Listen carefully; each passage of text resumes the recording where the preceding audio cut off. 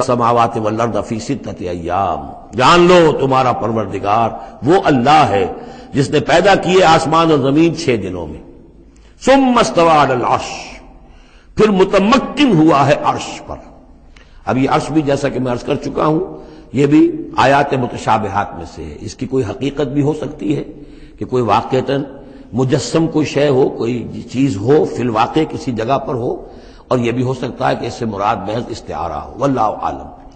عالم غیب کی یہ ساری خبریں جو ہیں، یہ میں نے جیسا کہ عرض کیا یہ مستقل طور پر یہ تو آیات متشابہات ہی میں رہیں گی، یہ تو عالم آخرت میں داخل ہونے کے بعد ہی اس کے حقائق منکشف ہوں گے۔ البتہ جو سائنٹیفک فینومینا وغیرہ ہیں ان کے بارے میں تدریجاً بعض آیات متشابہات جو ہیں وہ اب محکمات کی شکل اختیار کر چکی ہیں، بعد اور کر لیں گی، واللہ عالم۔ یغشی اللیل النہار، وہ ڈھانپ دیتا ہے رات کو دن پر، یا رات کو ڈھانپ دیتا ہے دن سے۔ یطلبہ حثیثا، اور وہ اس کے پیچھے لگا ہوا آتا دوڑتا ہوا، دن رات کے پیچھے رات دن کے پیچھے۔ والشمس والقمر، اور سورج کو پیدا کیا اس نے اور چاند کو، والنجوم، اور ستاروں کو، مسخرات بامرہ، اور یہ سب کے سب اس کے حکم سے اپنے اپنے کاموں میں لگے ہوئے ہیں، مسخر ہیں، جو بھی قاعدہ قانون ہے اس کی اطاعت کر رہے ہیں۔ الا لہ الخلق والامر، آگاہ ہو جاؤ اسی کے لیے ہے خلق اور اسی کے لیے ہے امر۔ یہ آیت جو ہے اس کے 2 مفہوم ذہن میں رکھیے، ایک تو ہے جو بہت سادہ ہے، سطحی مفہوم ہے، وہ بھی درست ہے کہ ایک ہے تخلیق اور ایک ہے پھر اللہ کا حکم۔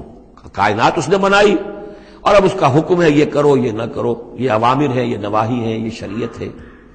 لیکن اس کا ایک گہرا مفہوم بھی ہے کہ اصل میں کریشن جو ہے اس کائنات میں 2 سطح پر ہوئی ہے، ایک عالم امر ہے ایک عالم خلق ہے۔ عالم امر میں صرف کریشن ایکس نہیلو ہوتی ہے، عدم محض سے تخلیق، اور اس میں ٹائم فیکٹر بالکل نہیں ہوتا، کن فیکون، کوئی ٹائم فیکٹر نہیں، بغیر کسی مادے کے، بغیر کسی پری ایگزسٹنگ شے کے کچھ پیدا کر دینا اور اس میں کسی ٹائم فیکٹر کا نہ ہونا، یہ عالم امر کا کے خواص ہے۔ عالم خلق میں کسی شے سے دوسری شے بنتی ہے اور اس کے بعد اس میں ٹائم لازمن ہے۔ انسان ہے 9 مہینے رحم مادر کے اندر وہ بچہ رہے گا، 8 مہینے رہے 7 مہینے رہے، بہرحال اسے وقت لگے گا۔ آم کی گٹھلی ہے، اس آم کی گٹھلی کو درخت بننے میں کئی سال لگیں گے۔ آسمان اور زمین کی تخلیق ہوئی ہے 6 دنوں میں، ہمیشہ یہ اس کا ذکر ہوگا، اور ظاہر بات ہے 6 دن وہ ہمارے دن تو نہیں ہے، قرآن مجید میں تو کہہ دیا گیا اللہ کا ایک دن 1000 برس کا بھی ہے، ایک دن 50,000 برس کا بھی ہے، یہ ملینمز بھی ہو سکتے ہیں۔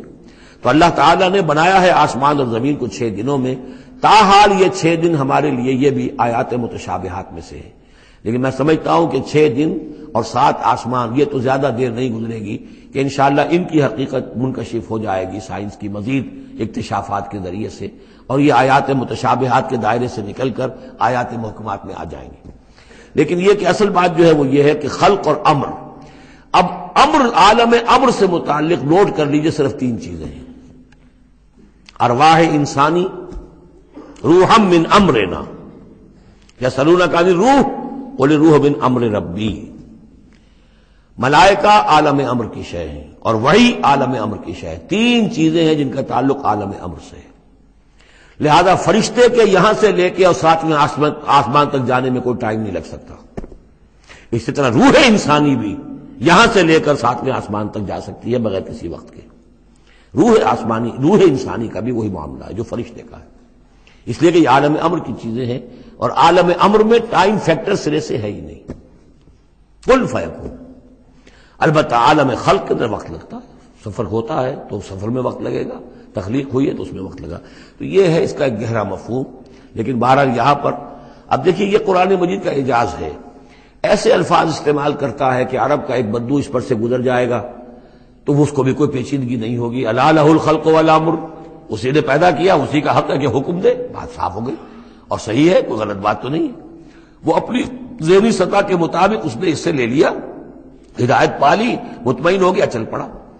لیکن یہ کہ کوئی شخص فلسفی ہے، حکیم ہے، دانا ہے، وہ غور کرتا ہے، وہ دیکھتا ہے امر کا لفظ قرآن میں کہاں کہاں آیا ہے، کس معنی میں آیا ہے، کس کس جگہ پر آیا ہے، ان کو جوڑتا ہے، جوڑ کر نتیجے نکالتا ہے، تو معلوم ہوتا ہے کہ یہ تو 2 بالکل ڈسٹنکٹ عالم ہیں ایک دوسرے سے۔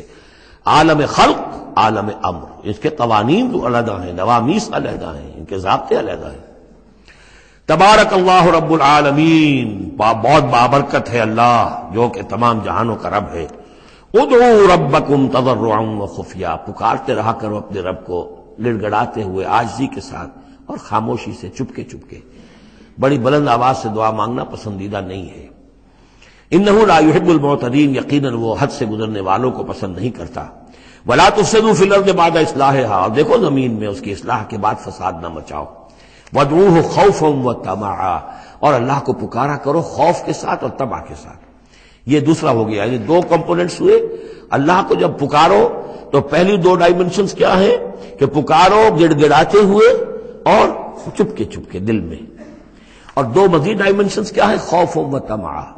اللہ کے ساتھ تمہارا معاملہ رہنا چاہیے بین بین، خوف بھی رہے کہ اللہ پکڑ نہ لے، اللہ سزا نہ دے دے، اور اللہ کی مغفرت، اللہ کی رحمت کی امید بھی رہے۔ ما بین الخوف والرجا، رجا امید، خوف خوف، خوف کے درمیان، تو خوف و طمع۔ اللہ کو جب بھی پکارو ان دونوں کے بین بین ہو کر تمہاری کیفیت قلبی اور روحانی ہونی چاہیے۔ ان رحمت اللہ قریب من المحسنین، یقیناً اللہ تعالیٰ کی رحمت جو ہے وہ اہل احسان بندوں کے بہت ہی قریب ہے، بہت نزدیک ہے۔ وَهُوَ الَّذِي يُرْسِلُ الرِّيَاحَ بُشْرًا بَيْنَ يَدَيْ رَحْمَتِهِ، اور وہی ہے جو بھیجتا ہے ہوائیں بشارت دیتی ہوئی اس کی رحمت کے آگے آگے، یعنی بارش جب آنی ہوتی ہے تو اس سے آگے آگے ٹھنڈی ہوا کے جھونکے آتے ہیں، یہ گویا کہ بشارت لے کے آ رہی ہے کہ بارش آنے والی ہے۔ اب آپ اندازہ کیجئے کہ جہاں بے آب و گیاہ زمین پڑی ہے اور لوگ منتظر ہیں، آسمان کو دیکھ رہے ہیں، اے اللہ ہماری تو ساری محنت جو ہے جا رہی ہے، بیج ضائع ہو رہا ہے، پروردگار اب اگر ذرا ٹھنڈی ہوا کا جھونکا آیا ہے تو یہ ان کے لیے بشارت ہوتی ہے کہ اب اس ٹھنڈی ہوا کے جھونکے کے پیچھے باران رحمت بھی آیا چاہتا ہے۔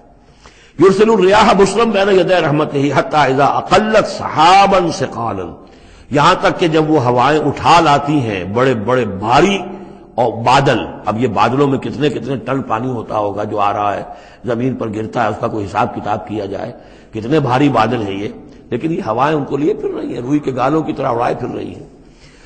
سقناہ لبلد میت، تو ہم اس کو ہانک دیتے ہیں اس پانی کو ایک مردہ زمین کی طرف، بے آب و گیا وادی کی طرف۔ فانزلنا بہ الماء، ہم ان بادلوں کو ہانک دیتے ہیں، وہ ہوائیں جو ہے ہانک کر لے جاتی ہیں ایک ایسی زمین کی طرف کہ جو مردہ ہے، بے آب و گیا ہے۔ فانزلنا بہ الماء، پھر ہم اس پر پانی برساتے ہیں۔ فاخرجنا بہ من کل الثمرات، اور پھر ہم اس سے زمین میں سے ہر طرح کے میوے نکال دیتے ہیں۔